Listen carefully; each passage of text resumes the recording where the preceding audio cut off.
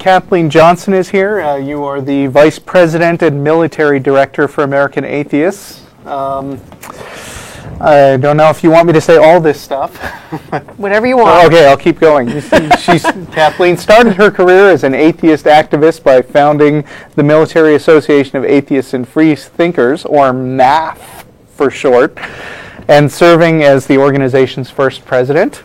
After stepping down as MAF president in 2001 to take a more active role with American Atheists, she assumed the position of military director and coordinated American Atheists' support of atheist military members and veterans. She was ultimately appointed to American Atheists' board of directors and accepted appointment as one of two vice presidents. Ms. Johnson served in the military for 23 years before retiring in 2008 and was an outspoken atheist for most of her career. She currently works as a Department of the Army civilian at Fort Hood, Texas. That was a mouthful. And Kathleen, you are our speaker today, and one of the reasons you came and spoke to us is you got to do something very unusual. I did. It was. And I'm jealous. It was extraordinary. Okay. American Atheists is a member of the Secular Coalition of America. And the Secular Coalition of America recently, as in just a little more than a week ago, on 26 February, managed to get us a briefing with members of the Obama administration. It's very historic. No administration has ever met with a secular or non-theist group of any type. And we were invited to participate, and we got to brief us and our partner organizations in the Secular Coalition of America got to brief the Obama administration on several issues of interest to the coalition. And those issues were preventing the medical neglect and abuse of children based on religion, preventing proselytizing in the military, and the Obama administration's support for faith-based initiatives. Those were the three primary issues that were addressed. Boiled it all down to three main issues. Huh? That's right. Now we know there's a lot more issues out there of interest to the community, but they gave us an hour and a half, so the Secular Coalition had to focus. Who was it that showed up there?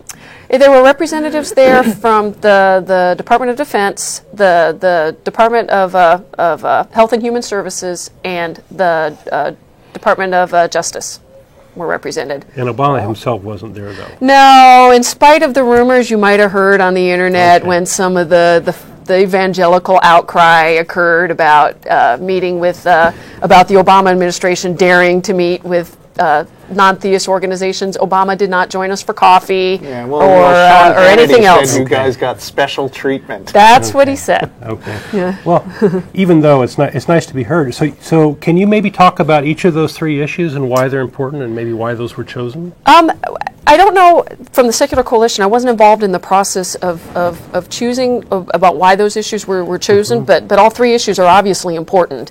As it stands right now, states are allowed to medically exempt, are allowed to apply a medical exemption when parents can vaccinate or parents when children are sick and need medical treatment. They can apply a medical exemption as a defense to abuse, basically.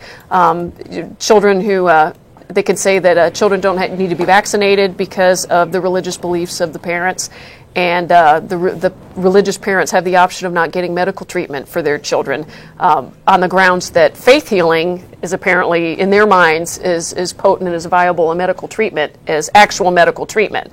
And children or Christian scientists, Christian, right? yes, particularly Christian scientists, right? So children are being injured and they're dying as a result of that particular belief system.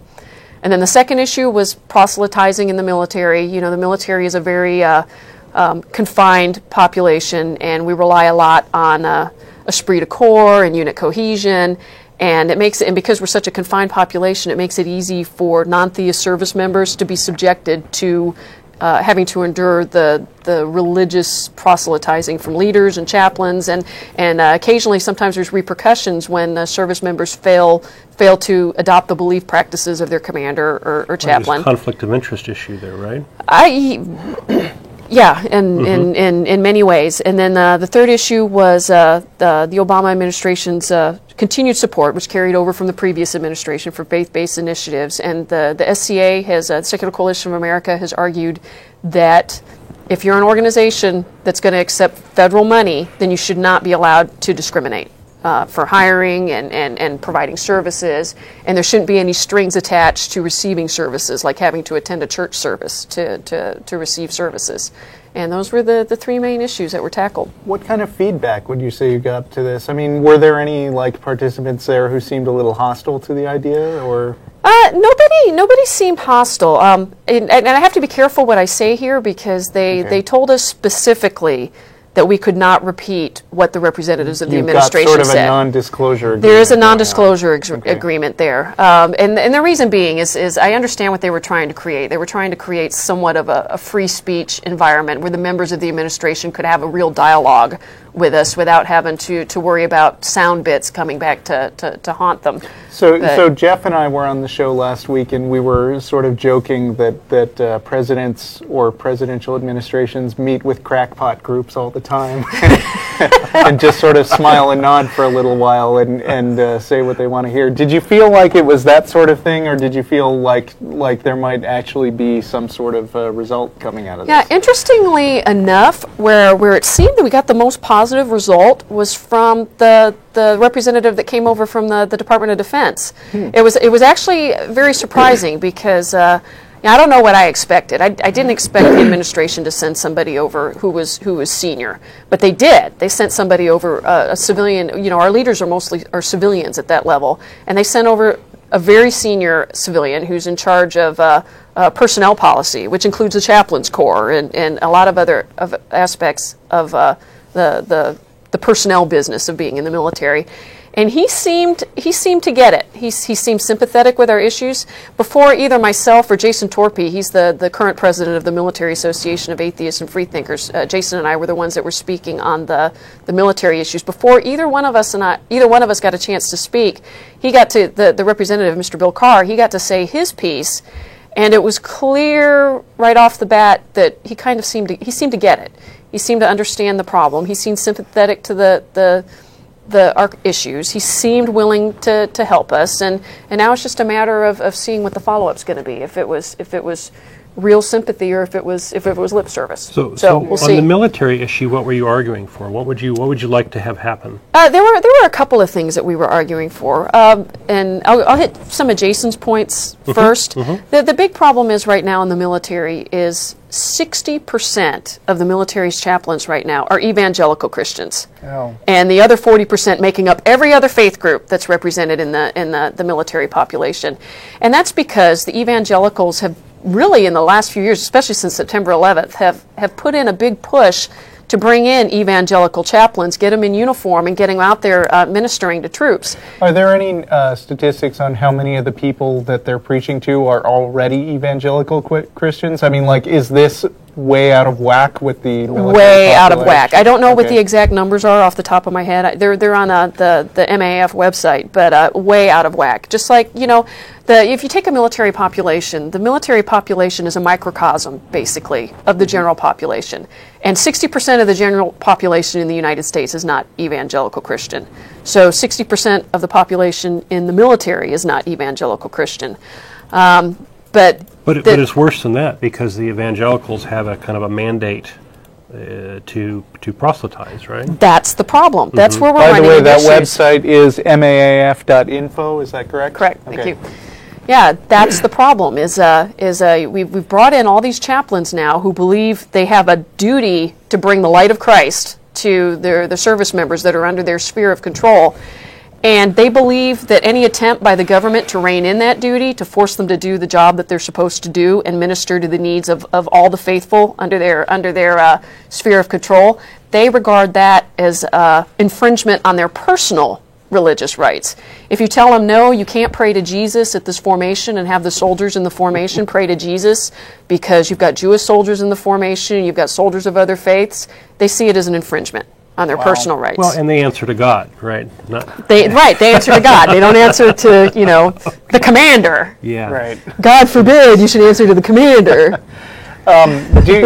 what would be American Atheists' position on military chaplains? Do you think they should be abolished entirely, or are you just looking for a little bit more, moderation? That's actually an issue we haven't tackled in an organized way, because American Atheist takes their direction on how to handle military matters like chaplain matters for me, because that's my job. I'm the military director, and they take my advice.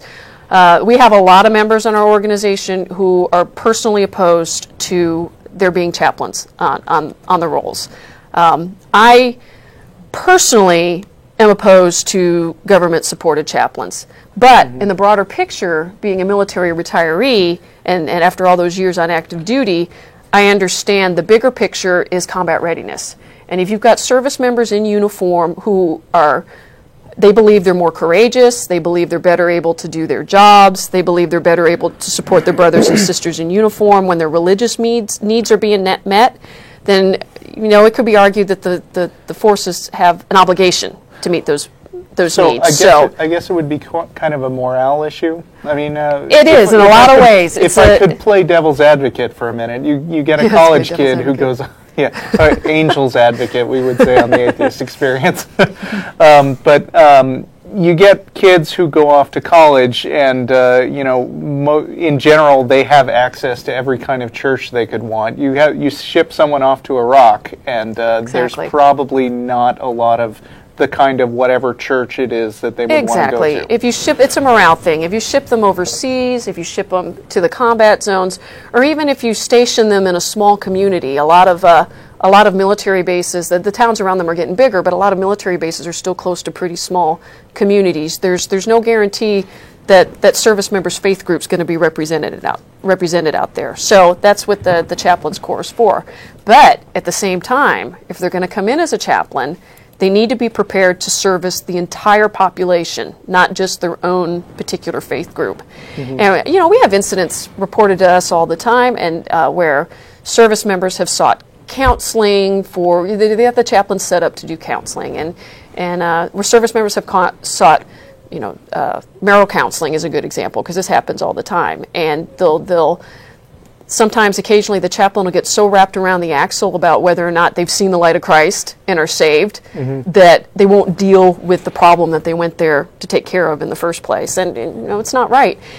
And it was even worse even up until a few years ago, because until a few years ago, you could see a chaplain and have confidentiality, but you couldn't go to a mental health professional and have the same confidentiality. The mental health professional... If you had problems, you'd be drawn toward the religious figure. You had to be, especially if you had a security clearance, and you didn't want to lose your security clearance. If you went to a mental health professional, you were risking your security clearance, because there was no guarantee of confidentiality. Now, that has changed in the past few years, but not because of a change in attitude towards religion and chaplains. It's changed because we've had more and more service members coming out of the combat zones needing treatment for post-traumatic stress and things. And you can't send a service member to the combat zone and then tell them they can never have a security clearance again because they needed treatment for post-traumatic stress.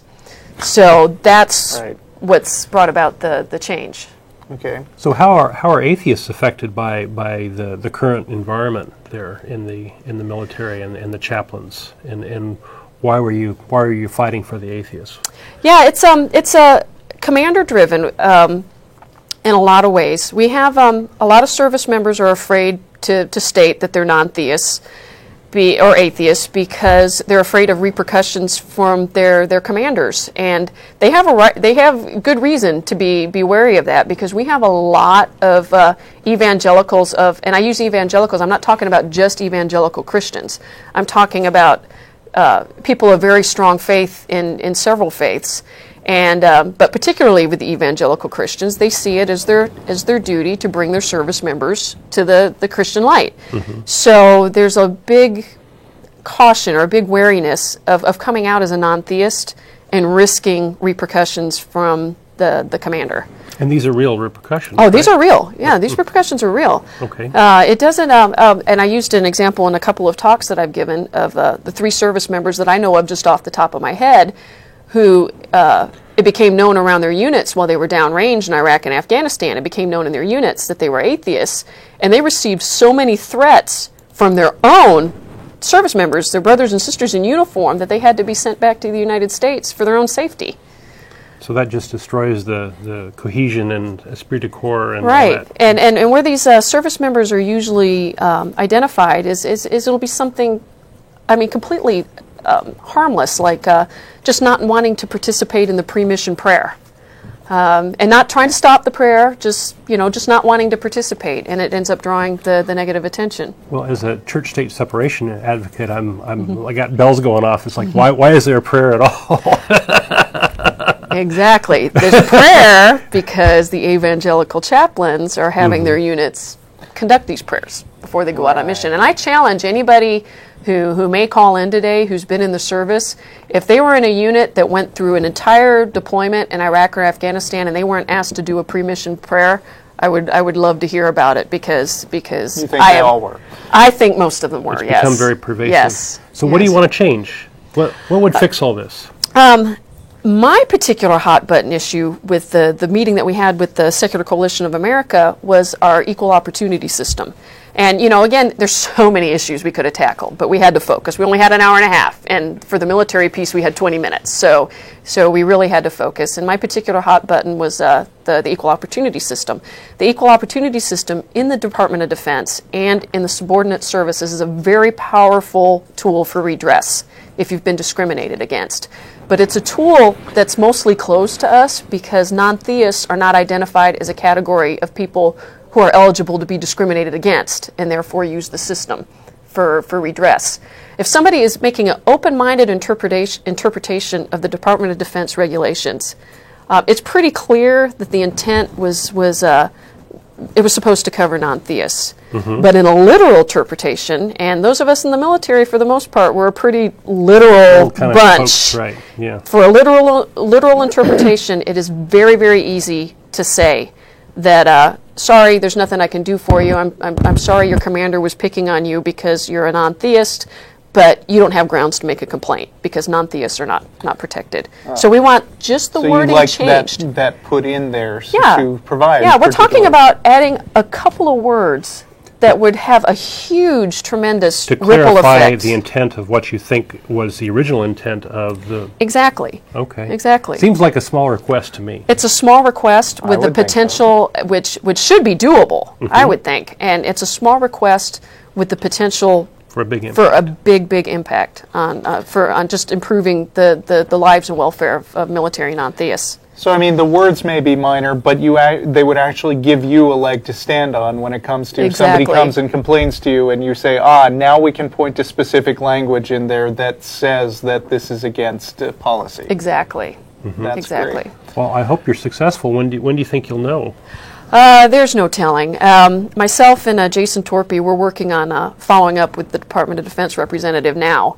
But we're talking about it, maybe just a couple word change, but anybody familiar with the government bureaucracy knows that no change comes quickly. So we're just going to have to We've been keep debating working on it. this don't ask, don't tell for decades now, right? We're just going to keep working on it, and hopefully something will happen. I'm a little curious about what was said about the issue of kids getting improper medical treatment. I mean, having approached the government, obviously there's a particular thing that you would like them to do about that.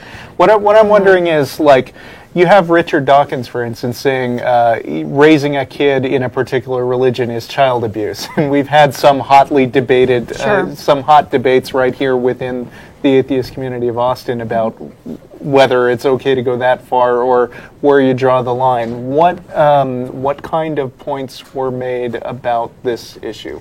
The Secular Coalition of America's position on this is that it should never be allowable for a parent to deny medical care for a sick or injured child in lieu of, or never be able to deny medical care for a sick or injured child and substitute prayer as the sole medical treatment. And the SCA's position is it's going to take something at the federal level, because right now it's left up to the states whether or not to have a religious exemption and to apply a religious exemption. This is a tough issue, right? Because you're it's coming very between tough. a mama and her cubs. Very, very, very tough. Right. And the lady at the briefing who was supposed to illustrate that point. She couldn't make it. I mean, it was rough all getting to the SCA thing because the weather up north, it's not like Texas weather. The weather up north was a challenge, and the lady who was going to speak didn't make it actually because of the weather. So a representative from the Secular Coalition read her statement. There was maybe some minor precipitation that week. Yeah, then when they start talking about snow measured in feet. Yeah. Yeah, that's what they were dealing with up there. But they read her statement. It was very moving. This was a woman who had a major bone infection as a child that would have been easily treatable with antibiotics, and instead it left her bedridden for a year. And then by the time she's the victim of this exactly, thing. And by the time because her parents were Christian scientists and they believed in the whole laying on hands, healing with prayer, and everything, and to make a long, poignant, moving story short, it ultimately ended up with her having to have her leg amputated as an adult. It's completely unnecessary. Right, because it was something that would have been easily treatable with antibiotics. And her particular experience was in the 70s, but it's still happening. You still read about these cases where children die of appendicitis and other diabetes and other that's easily another big one, right? Yeah, treatable conditions, or they die just in horrible deaths, and they use the religious exemption as a defense.